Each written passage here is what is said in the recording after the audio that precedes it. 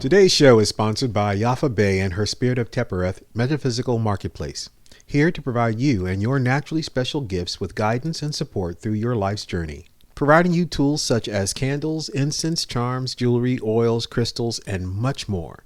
Visit them at 1273 West Broad Street in Columbus, Ohio, or online at spiritoftepereth.com. You can find all our sponsors' information in the show notes on our website. Now let's start the show. The controversial group leader in charge, ADOS, or the American Descendants of Slavery. The controversial group ADOS, or the American Descendants of the controversial group ADOS, the American Descendants of the controversial group ADOS. Welcome to the Articles of ADOS podcast, a weekly show where we bring you undiscussed news, articles, and information important to the American descendants of slavery, our friends, and our allies. You can find us every Friday, 10 a.m. on WCRS 92.7 and 98.3 here in Columbus, Ohio. Or as always, you can listen on your favorite podcast app. This is episode 30. I am your host, Lisa Todd, along with my co-host, Daud Giazan. On today's show, we will share articles from Context Media, Chicago Crusader, Generations, The Hill, Market Watch, and CNBC. Later in the show, stay tuned for our main event, where we dive into and interview the article, Making Progress Over Living in the Past. Personality. Peace. This week in our personality piece, I'm going to pose a question that forces us to have personalities. Okay, what questions do you have for us this week? We have a new president-elect.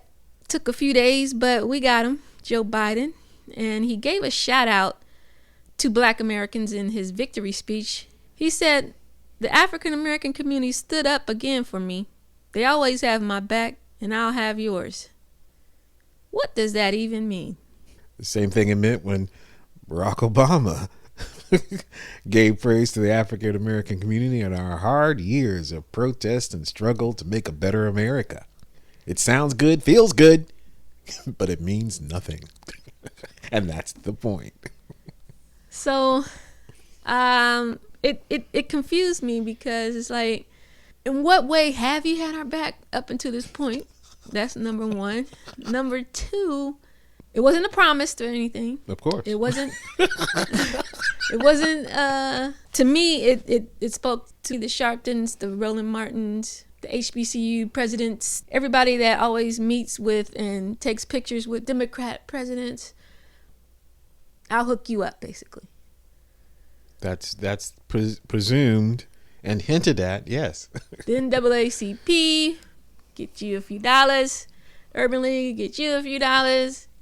Meanwhile, the majority of our neighborhoods stay the same.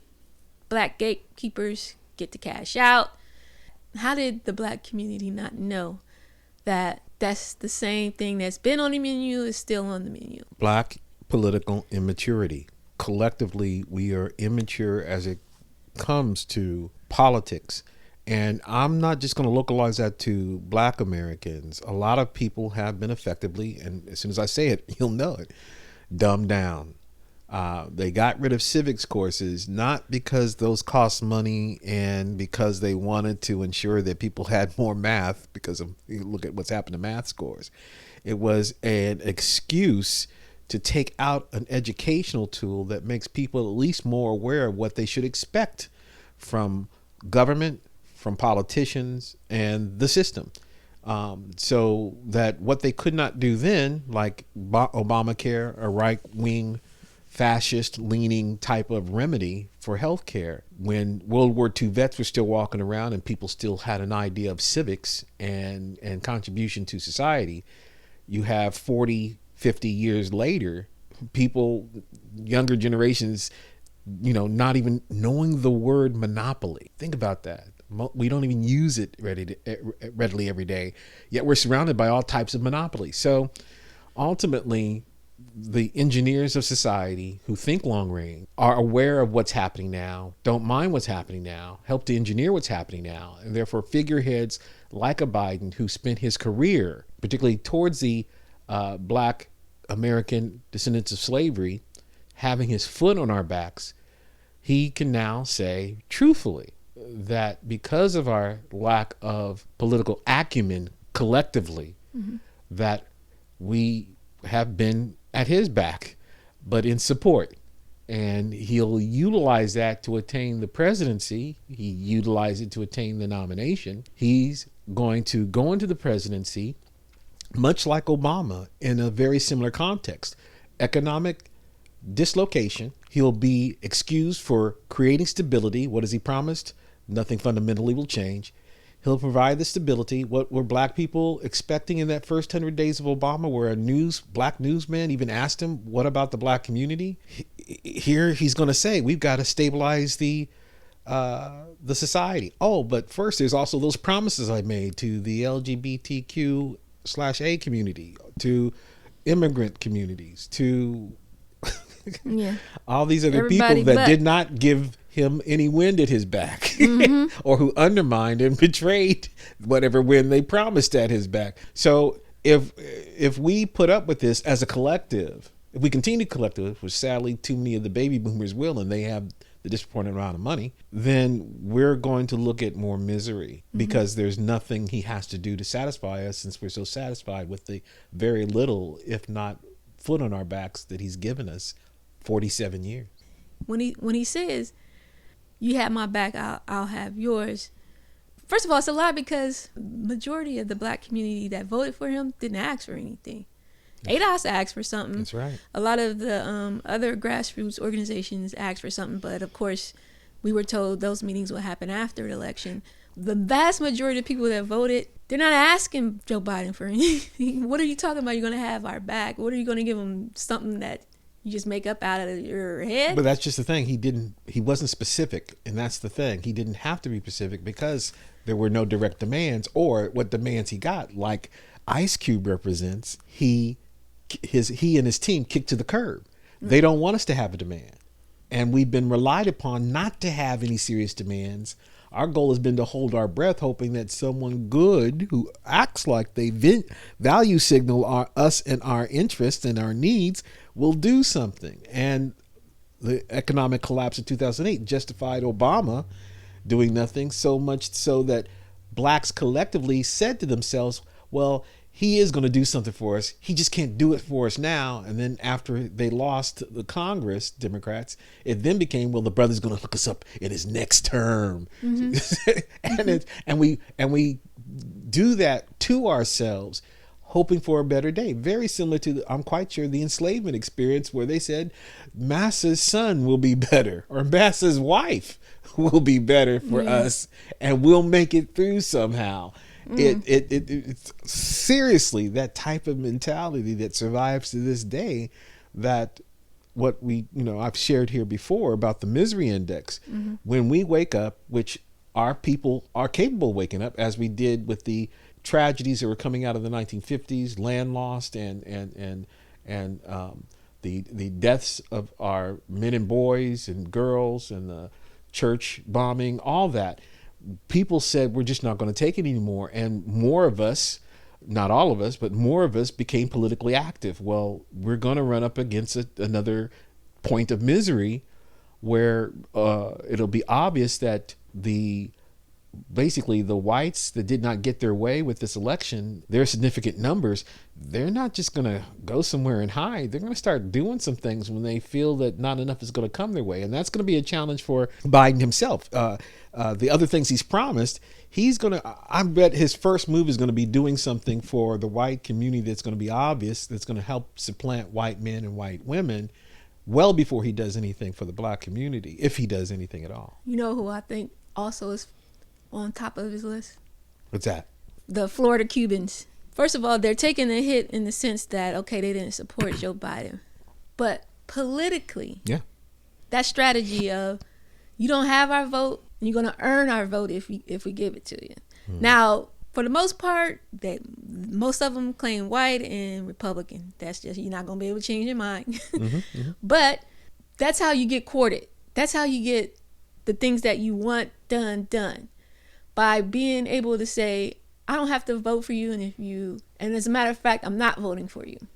Political candidates, to me, pay attention to more of those type of communities, and they actually have their backs more than they have your backs, because we know we don't have to do anything for you.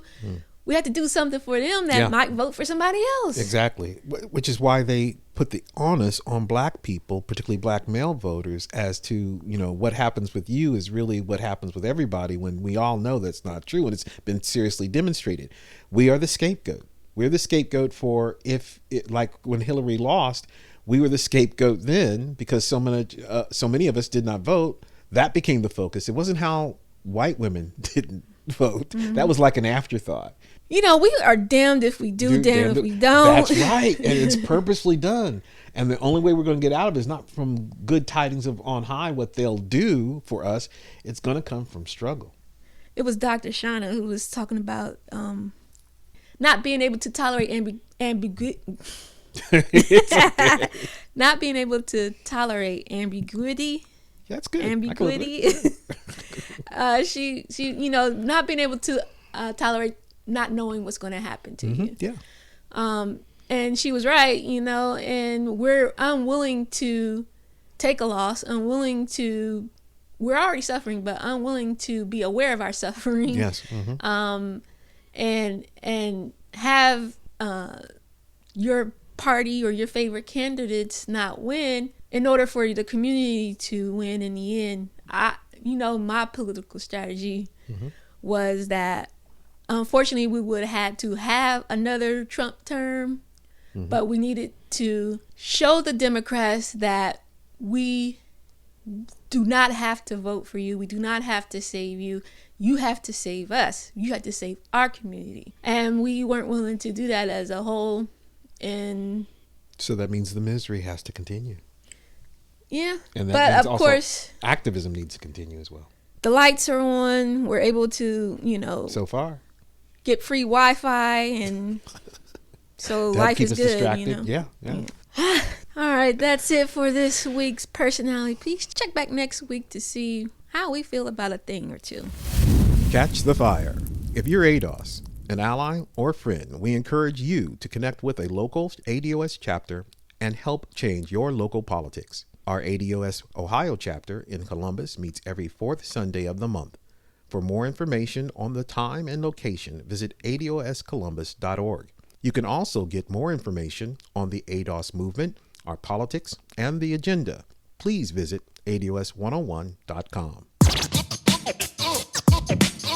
In today's Rapid News Reports, we have some articles that you may have missed, all in some way affect you and your ADOS life. Up first, we have America the Bruised, from the publication Chicago Crusader. Authors and writers, Chicago Crusader staff. America has been injured, bruised, and healing will take time as the smoke is clearing from the recent elections. Two Americas have been revealed. On the one hand, we have those citizens who truly believe in the ideals of democracy and equal opportunity for all. On the other hand, the covers have been pulled off a large group of Americans who don't believe in the ideals of a democracy for those other than themselves. They have been living side by side with other Americans, but the catalyst of a black American as president in the form of Barack Obama seems to have pushed some people over the edge. With this as a backdrop, Americans have experienced a gradual erosion of civility the past 4 years. This will not be healed overnight. Donald Trump has done as much as he can to create schisms among the American people. The toxicity spread throughout America has revealed a wound that can only grow if nothing is done soon. The 2020 elections have revealed what has been there forever. The country was founded on violence, and violence has continued. So the vitriol exhibited by a wide swath of voters has been there all along. And this group has been disproportionately represented by supporters of Donald Trump. The boiling hatred and resentment have revealed the adherents of the Confederacy who have not gotten over the fact that they lost the Civil War. I graded this article excellent. Up next, from the publication Context Media, entitled Blaming Black Men, an American Political Tradition. Writer Toraine Walker. There's a skit on Paul Mooney's 1993 album Race, where the legendary comedian muses about creating a hotline where white people can hire a black man to blame for any crimes and transgressions they commit. It's a joke based in an ugly reality. Black males have always been America's folk devil, ciphers used to project every type of fear and danger onto. That projection has resulted in the imprisonment and death of thousands of black men by legal and extra-legal methods. This election cycle has seen many old tropes about black men rise again to facilitate their collective political lynching. The difference this time is black academics and strivers are holding the rope. The numbers don't match the rhetoric. According to recent polling, 45% of queer men and 30% of AAPI voters are in favor of Trump. Amazingly, 35% of Latino male voters are Trump supporters in spite of his anti-Hispanic rhetoric and the conditions immigrants receive in ICE facilities. In contrast, Trump has 19% approval rating among black men, the smallest percentage of registered male voters. So why is there so much attention and hostility being given to that number instead of the other groups of men or the 53% of white women voters that helped give Trump the White House in 2016? I think the reasons for that are twofold: the opportunism of black strivers and the arrogance of self-proclaimed white allies. I graded this excellent, a must-read. Got real nice graphs. And next? It's time to meet the needs of African American and Black caregivers. From the publication Generations, American Society on Aging. Authors and contributors, Ocean Lay and Angie Bodie. The need for support has never been greater for African American caregivers who are becoming older, are more likely to be isolated, and to experience care-related strain. More than a fifth of African American and Black caregivers pay for care-related expenses, while 48.1% of them are less likely to be working part or full-time. Additionally, more than a fourth of African American caregivers report having no family, friends, or neighbors to help them, which makes them solely responsible for all caregiving duties and increases their risk of care-related strain. Our survey findings revealed that about a third of African American and Black caregivers report being more isolated, experience mental health strain, and physical health strain due to caregiving. Although causality needs to be established, our survey findings provide a snapshot of current caregiver health outcomes, highlighting the need for increased financial supports and culturally competent respite care to help mediate care-related strains and improve health outcomes. But many barriers and challenges remain, making it difficult for African American and Black caregivers to receive necessary support. In particular, systemic injustices and historical discrimination have deterred many African American and Black caregivers from using formal support services. Healthcare providers aren't patient, don't listen, and tend to make assumptions about African American and Blacks, noted one African American caregiver in the survey. I graded this article good. And up next, from the publication Market Watch, entitled, "Here's What a Biden Presidency Spells for Stocks, Bonds, and Commodities." Tagline, "Here's a guide to how stocks, bonds, and other assets will perform under a Biden presidency." Writer, Sonny O. Many investors had penciled in a Biden presidency, but a Republican Senate as the most likely outcome well before the November election, and thus had plenty of time to game out the eventual implications. A divided Congress, from a policy perspective, takes extremes out of either direction. The BMO money manager added, taking the more ambitious measures from Republican or Democratic policy agendas out of the equation. Biden may have trouble pushing for stronger regulatory and antitrust action against some of the high-flying technology companies. With Biden likely to run into opposition from Senate Republicans, less ambitious fiscal policy is expected. In that scenario, bonds will continue to rally as debt holders have less to fear from the higher inflation expectations that would follow from a faster economic recovery and increased debt issuance. Stock markets may be rejoicing at the prospects for a divided government following the U.S. election, but it's an open question as to what else the Federal Reserve can do to spur an economic recovery from the pandemic after an already huge expansion of its balance sheet earlier this year. I graded this article good. Is anyone noticing how the white elite predator class has envisioned this government scenario? Is anyone noticing why Biden signaled to them nothing fundamentally will change, and shortly after being on the campaign trail making promises the white elite predator class wouldn't like, his people sent them an apology and that Biden didn't mean it? Is anyone noticing why he's seeking Republicans and Wall Street darlings to be in his cabinet, just like Obama did? Do you realize why it was so important to get commitments and guarantees on policies before he and Harris entered into the office? And next, BET founder Robert Johnson.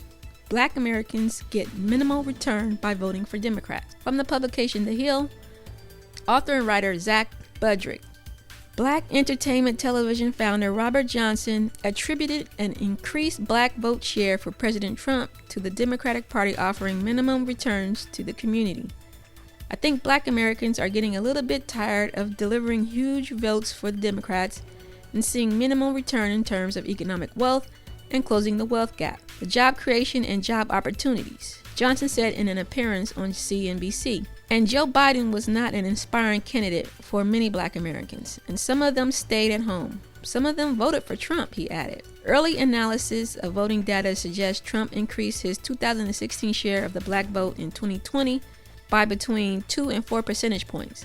However, black turnout also appears to have played a key role in Biden's victory in Michigan and in an unexpectedly close race in Georgia that has yet to be called as of Thursday morning. Johnson has endorsed $14 trillion in reparations for slavery and has frequently criticized the Democratic Party for what he calls a failure to offer meaningful economic solutions for black Americans. What I believe is that mainstream media and the white liberal population in general, the only thing that they address the black community on is what I call placebo paternalism. We will say nice things about you. We will talk about your suffering. We will say that there's racism throughout the land, he said. But when you go to the core issues of what black Americans really need, that's access to capital, access to wealth and income. I graded this article okay. And up next, from the publication Aesthetic Distance, entitled A Biden Win is Not a Win for Democracy. From the writer Aesthetic Distance staff. It's that time again, the parade of theatrics we call an election. Only this time, the stakes were higher than they were 4 years ago. Once again, we were told that this was the most important election in our lifetime, and we were all shamed into voting for Senator Joe Biden, a literal segregationist sympathizer, because people's lives depended on it. But still, all signs point to Joe Biden as the next president of the United States. It is nothing to celebrate, though. A Biden win is a hollow victory. It is no win for democracy. It is not a win for the people. It is not a win for the environment. It is certainly not a win against racism. A Biden presidency will be full of neoliberal austerity, censorship, corporatism, theocratic rule, inverted totalitarianism, and the most anti-communist sentiment since the Reagan era. There is a lot of talk about how Trump is trying to steal the election, and that's true, but let's face it, the Democrats definitely did their share of rigging and voter suppression too. Last winter, Bernie Sanders was the most electable candidate and their smartest choice to put on the Democratic ticket. During the Democratic primaries, there was blatant rigging and voter suppression at the polls. Then came the South Carolina primaries, where Barack Obama forced Pete Buttigieg and Amy Klobuchar to pull out of the race, then propped up Joe Biden as the decided frontrunner, despite all evidence proving otherwise. On Tuesday, in the general elections, the Green Party was kicked off the ballot in many states that Biden needed in order to secure the necessary 270 electoral votes. How is this in any way democratic? And why don't we hear about it? I graded this story good. Please read. And next, why I voted for Kanye West at the 2020 U.S. election. Tagline: the rapper received 57,000 votes across the 12 states he ran in. Here, 3 people explain why they opted for Kanye at the ballot box. From the publication DazedDigital.com, author and writer Thomas Hobbs. One thing's for certain, Kanye West will have to wait another 4 years to try and become the U.S. president. The rap legend, who launched his 2020 independent presidential campaign back in July, received only 57,000 votes across the 12 states in which he was running. He voted for himself in Wyoming, saying, Today, I am voting for the first time in my life for the President of the United States. And it's for someone I truly trust, me. He has now conceded pledging to run once again in 2024. Voting for Kanye was somewhat of a protest vote to show the Democrats that many of us Black Americans are no longer going to just blindly vote for them without their party providing specific tangibles and policies for us in the same way they do for immigrants, Latinos, women, and the LGBTQ plus community, explains Kadar, an aspiring rapper from Michigan who voted for Kanye. I felt better about Kanye than I did about Biden or Trump in terms of being a free thinker and not just hateful tactics to divide our country. Biden won in the state of Michigan, taking 50.6% of the vote and winning it back from the Republicans after Trump defeated Hillary Clinton there back in 2016. When I asked Kadar if he feels like voting for Kanye might have been a waste of a vote, he replies, "As Black Americans, we're expected to only vote one way. But other so-called minorities are not held to the same standard. At the end of the day, I'm very upset with the actions of the DNC because they practice benign neglect when it comes to providing policies to address issues specific to Black American descendants of slavery. Yet they still use POC and minority language in their policies. Their policies seem to benefit white women and particularly everyone else except Black people. I know people look down at me for voting for Kanye instead of Biden, but I see it as exercising my right to vote." I graded this article good. And up next, From the publication, The Guardian, entitled, "Trump Should Have Lost in a Landslide. The Fact That He Didn't Speaks Volume," written by Nathan Robinson. As of this writing, it does look as if Biden will squeak his way into the White House, but only just. And no blue wave materialized. Far from turning Texas blue, Biden appears to have severely underperformed relative to Hillary Clinton in some heavily Hispanic areas. Democrats have not retaken the U.S. Senate and failed to knock out a single Republican in the House of Representatives. Millions more people voted for Trump than in 2016, and it became disturbingly clear that even if Trump himself is booted from office, Trumpism is alive and well. Trump did not run a good campaign. He botched the first debate. He squandered his campaign cash. His messaging against Joe Biden was unfocused and often incoherent, simultaneously trying to paint him as a radical Antifa sympathizing socialist and a corrupt corporate establishment figure. At a time when the economy was voters' number one issue, Trump was focused on the emails of Biden's ne'er-do-well son Hunter, a campaign that presented voters with a clear and compelling alternative should have easily defeated Trump. But Biden didn't offer a clear and compelling alternative. He was a weak candidate from the start, so much so that even some of his allies were worried what would happen if he won the primary. Biden, like Hillary Clinton before him, represented the corporate wing of the Democratic Party. He loudly defended the private health insurance industry and the fracking industry from attacks by the left. He ran away from proposals favored by the Democratic base, like Medicare for All and the Green New Deal. He didn't show much interest in courting core constituencies like Latino voters. Reportedly, the Biden campaign did not consider them part of the path to victory, which helps explain the losses in Texas and Florida. Biden didn't even put much energy into the campaign. At crucial moments when Trump's team were knocking on 1 million doors a week, Biden's was reportedly knocking on zero. His ground game in important swing states like Michigan was invisible. I graded this story excellent.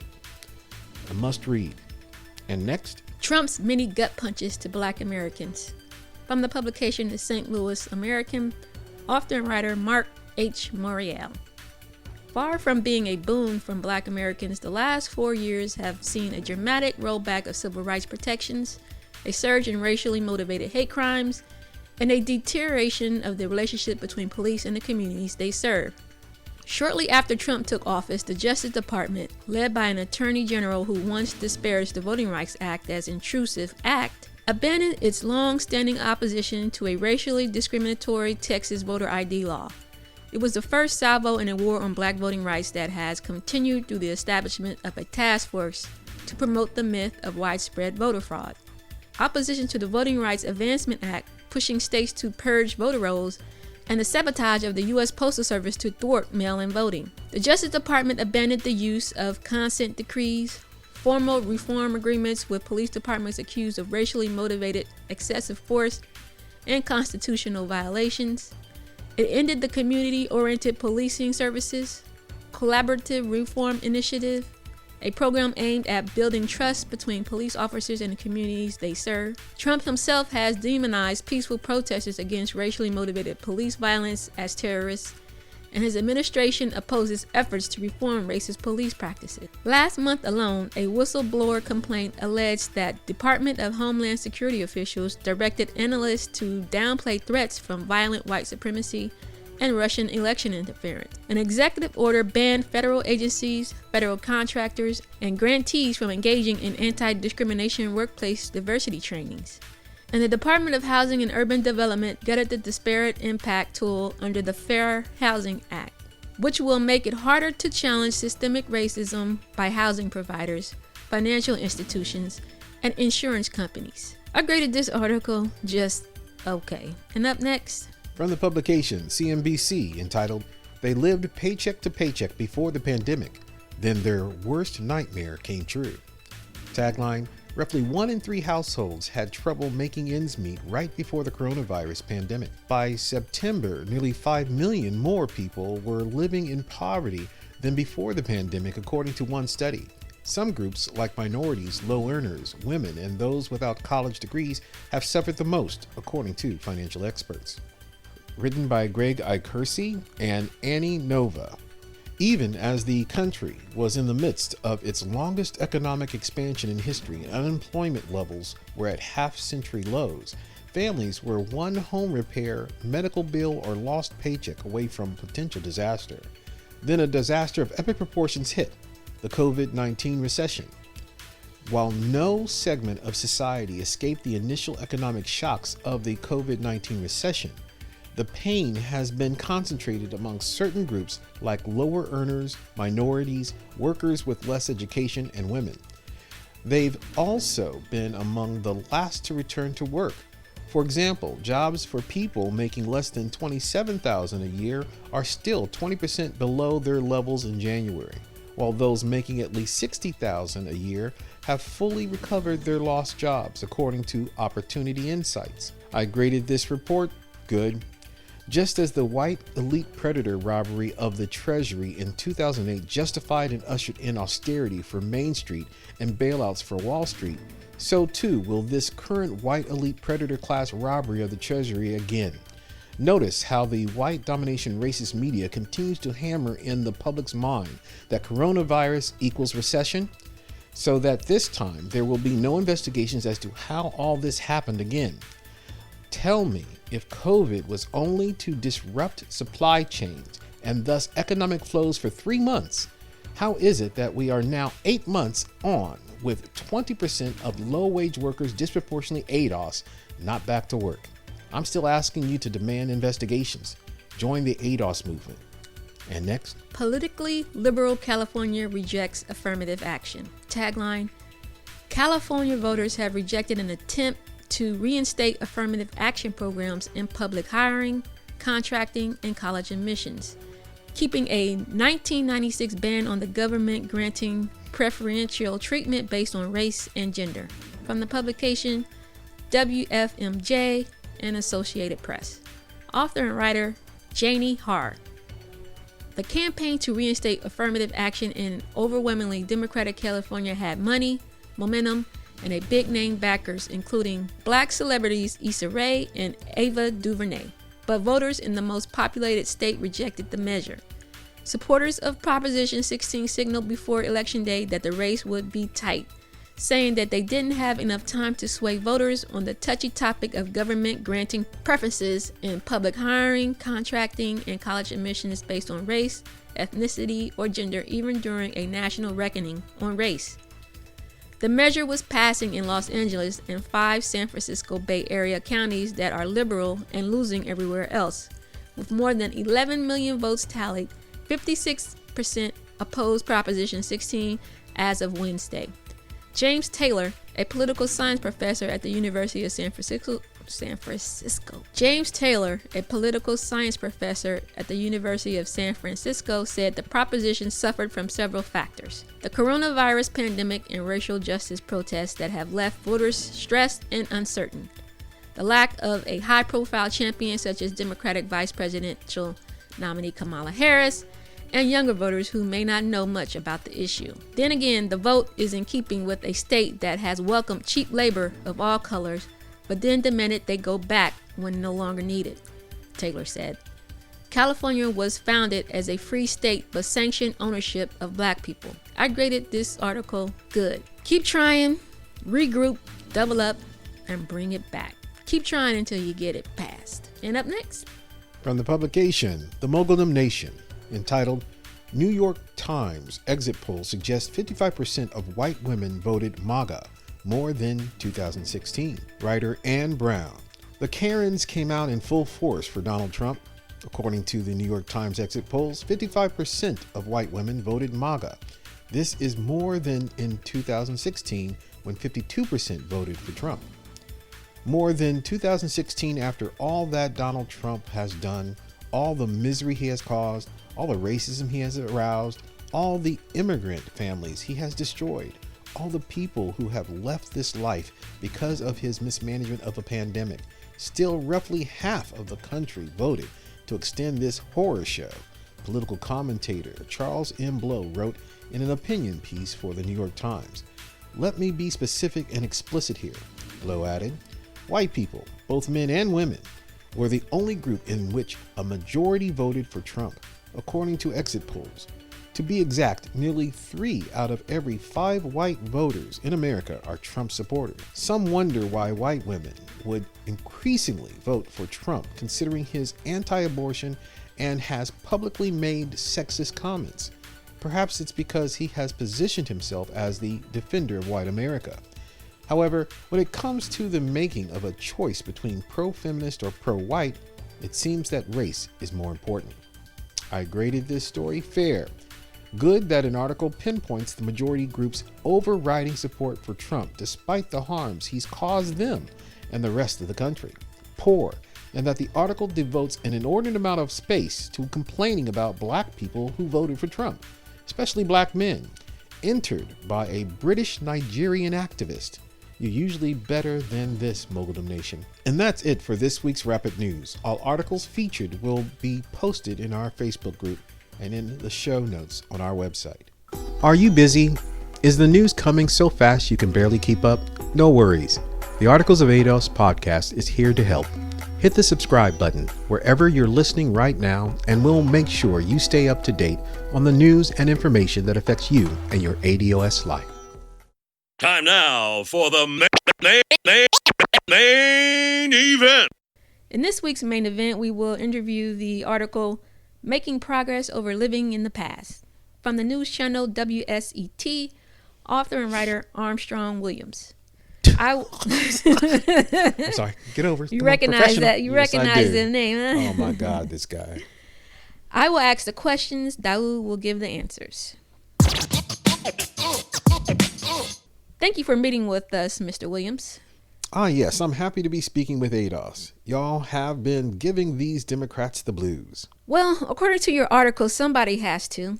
So let's jump right into it, shall we? As a black Republican, what do you think of the 2020 election race as it pertains to the black community? Despite who wins the 2020 presidential nomination, many black communities will remain the same, and that's a problem. However, it's a problem that the government alone can't fix. It's a problem that can only be resolved by the respective communities' members. Well, some might argue that the various problems you speak of are created and exacerbated by the government. If the governments locally and nationally are creating the problems, why would it be on the communities to resolve the problem? When other communities have issues, despite what we all believe, they do seek government to fix it if the government created it. Black Americans must take the reins of the various problems that uniquely impact African Americans and work proactively with government officials to uplift black communities. As history has shown, black Americans cannot and should not rely entirely on the government to fix the issues that they face. I can agree that we haven't been able to rely on the government to fix issues, We have also not demanded that they do. We assume that others see our plight and assume they feel our pain and would act to change it. So I do see that as a bad political strategy. Whether Biden or Trump comes out victorious, the vast majority of black communities across the country will remain unchanged.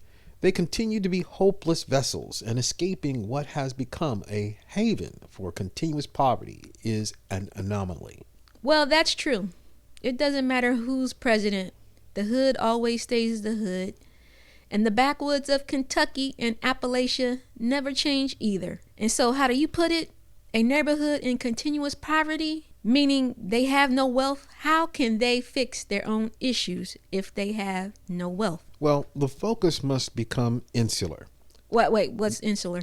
By that, I mean that African Americans must begin the process of focusing all of their attention on the problems that have challenged many black cities across America for years.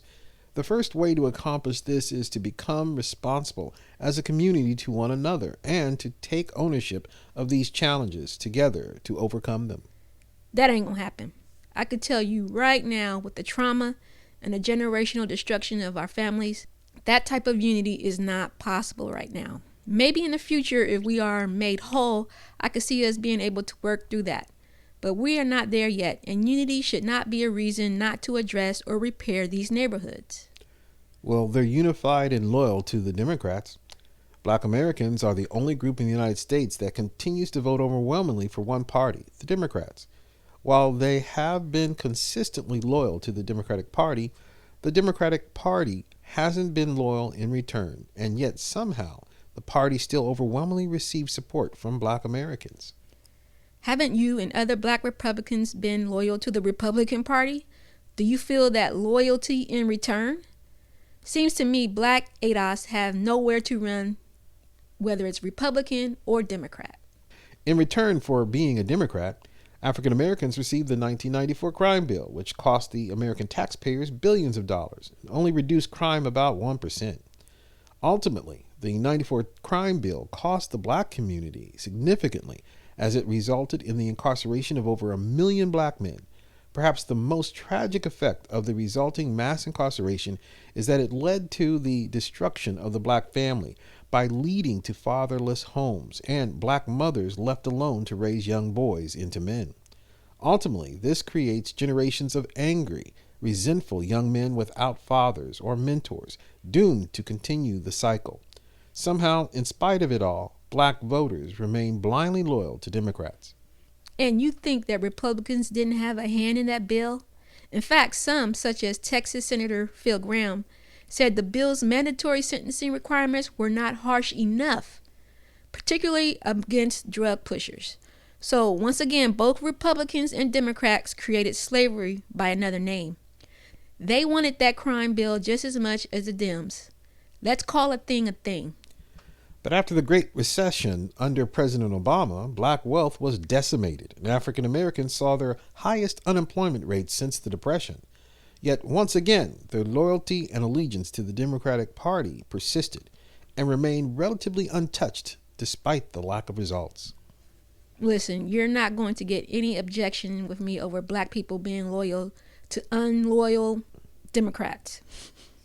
So the question that black Americans should be asking themselves and their peers is, at what point is enough enough? When do you say to one another that your vote will no longer be taken for granted? When will you clarify to Democrats that they can't take the black vote for granted and not do anything in return? Oh, I believe right around 2015. I think that's when the ADOS movement started and other black voices in social media started standing up and asking questions, demanding answers to the conditions of our communities. Blindly voting for one party must not become a habit for any community because, as has been clearly demonstrated, it will lead to bad results. This has, without a doubt, been the case for many years for black Americans and their support for the Democratic Party. Black Americans must learn the value of their vote and make their vote competitive. I agree, actually. The ADOS mantra is politics is an exchange, not a gift.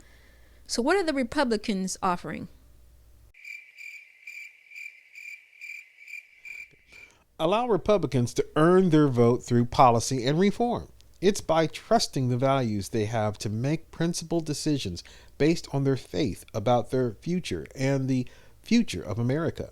Not everything Republican is racist, despite the narrative that has been portrayed by Democrats and individuals in the left-wing media.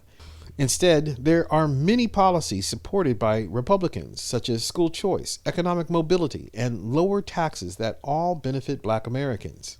Armstrong? What? Come on, it's not just the left-wing media. Racist Republicans are on social media spewing hate. Politicians are voting no on bills that would help our communities. Stop the denial. The greatest con is going on in America right now. The scheme by Democrats to continue to use Black Americans for their vote and nothing more. Now that's a word. That is a word. And the other con is the Republicans are going to do something different. Where is the criticism for your side and their lack of outreach as the better alternative?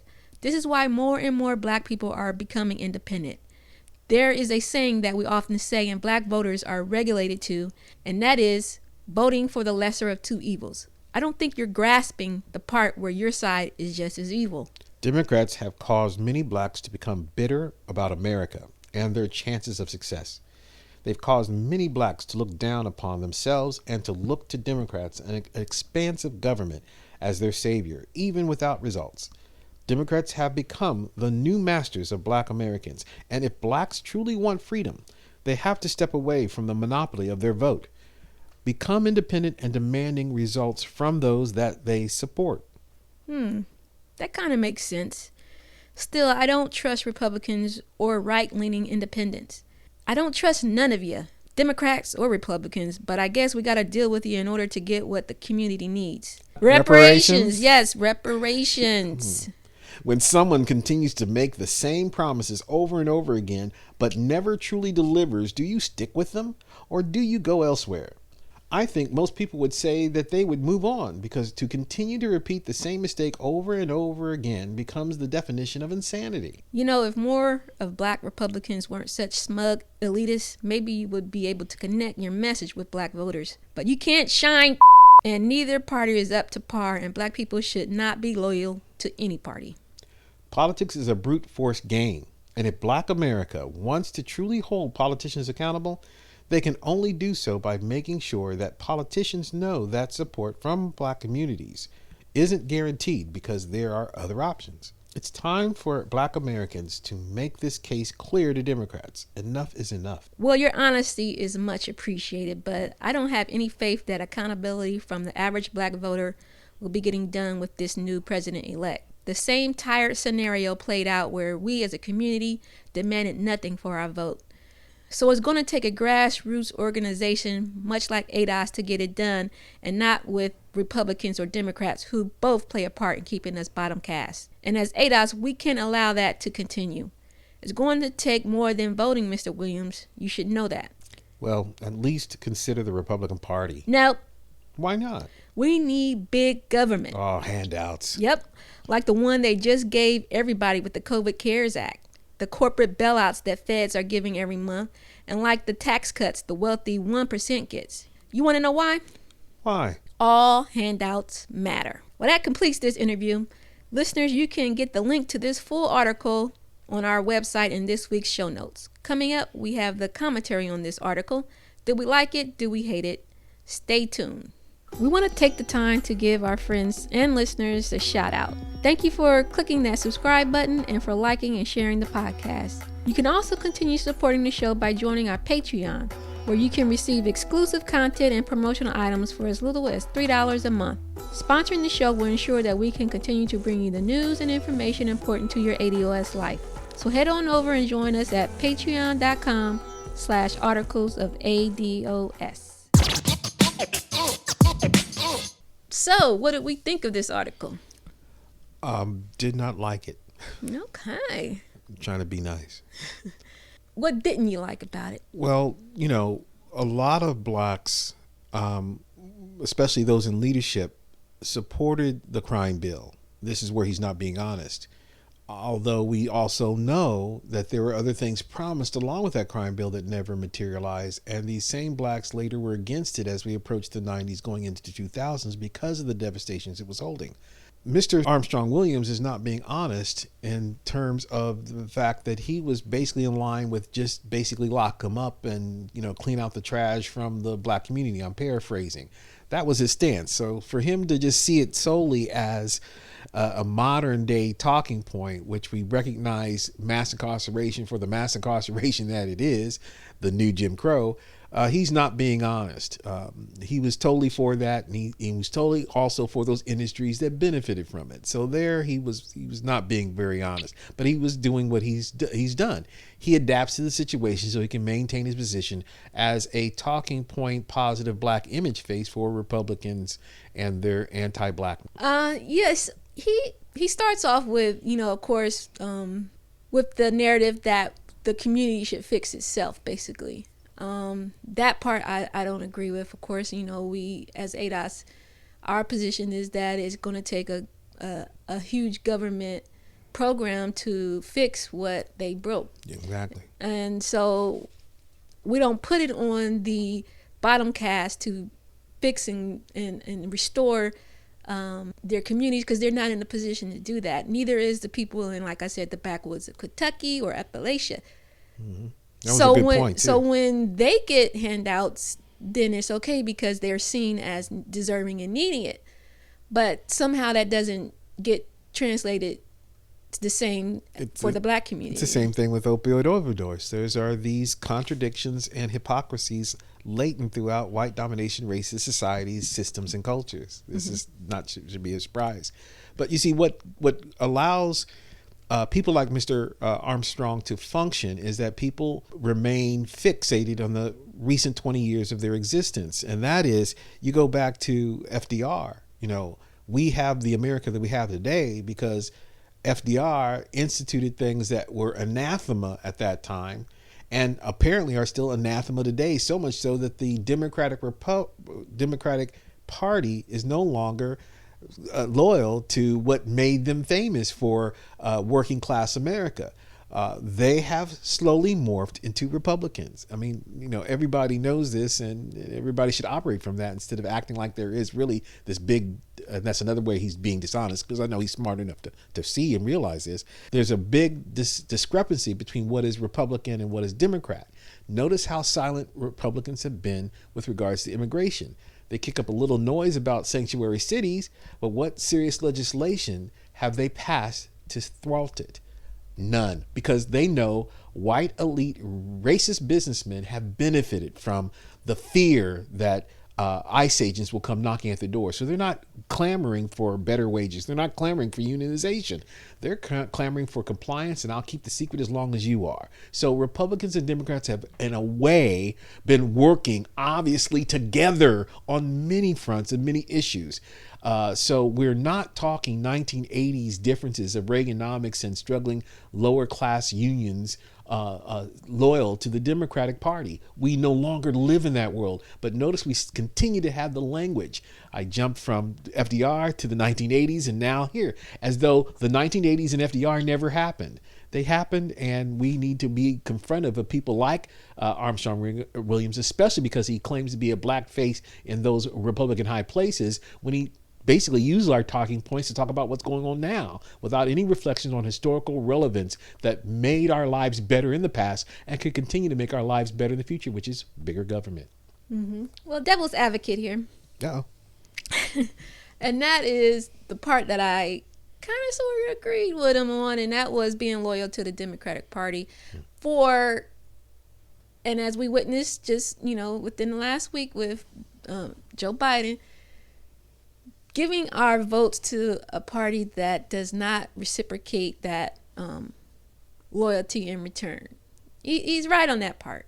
Mm-hmm. Even we say that. Even ADOS says that. Mm-hmm. So he's kind of trying to play to and kind of similar to what Brexit is about. And that's, come on over here to our party. Come on over here to the other side because it's so much. The grass is so much greener.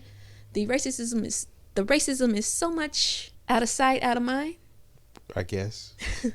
which is all a lie. And there you go. And when I brought up, like, the lesser of two evils is the same thing. You're still evil. It doesn't matter if we're saying, the saying is that one side is just as evil as the other side. We got to decide which one is less evil. But let's make it more clear by going beyond our 20 years of existence.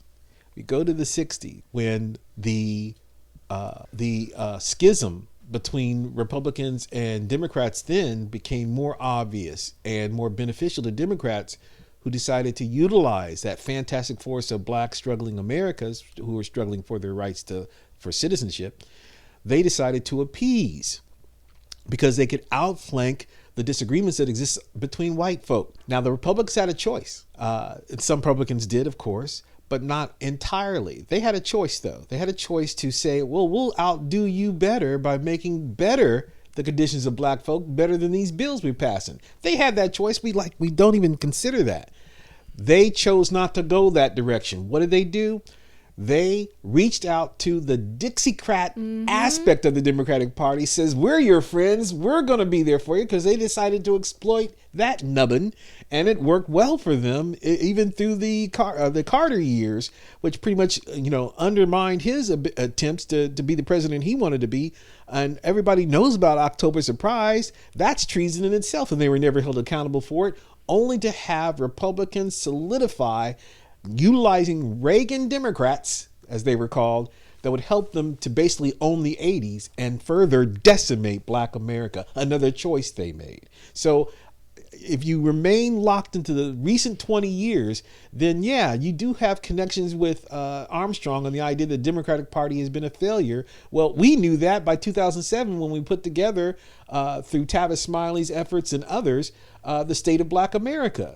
We've been standing against the Democratic Party. The problem is we folded because we saw a black face in a high place, which should be embarrassing. Now we don't have a black face in a high place. We have an Indian image of a black face in a high place, and that ain't sitting well with brothers and apparently the sisters who doubled their support for Trump.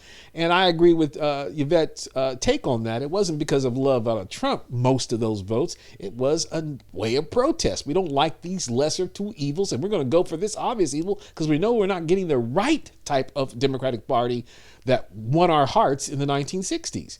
We deserve better.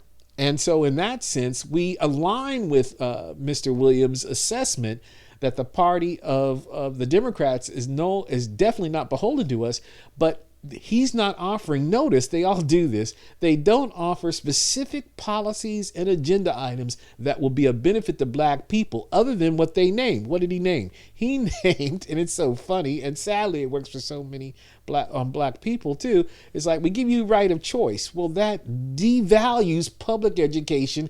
They're getting no better in education when they go off to these schools, by and large. Only a few do. So what does that make for all of black Americans as they mature? Less educated, less able to adapt to economic situations. Oh, where we are now with COVID. So it's a setup. It's a temporary fix as they purport, but it does nothing for the collective, which is what he's not for. He's for that talented among the black people that are able to imitate white social norms and gain acceptance. If you do that and go to the Republican Party, you'll gain more, nods your way and maybe even some money, like him.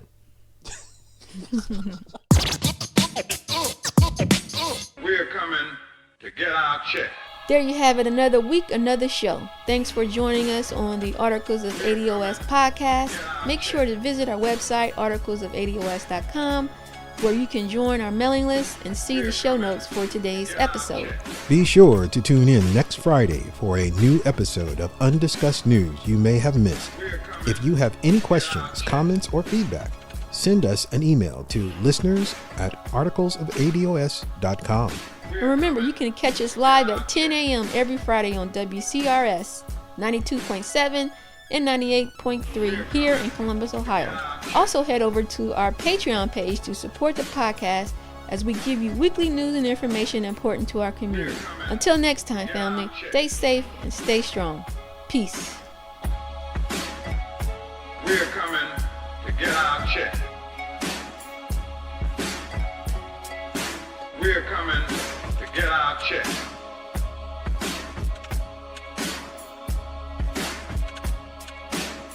We're coming to get our check.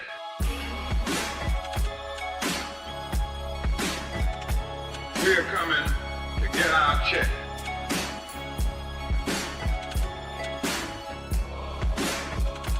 We're coming to get our check.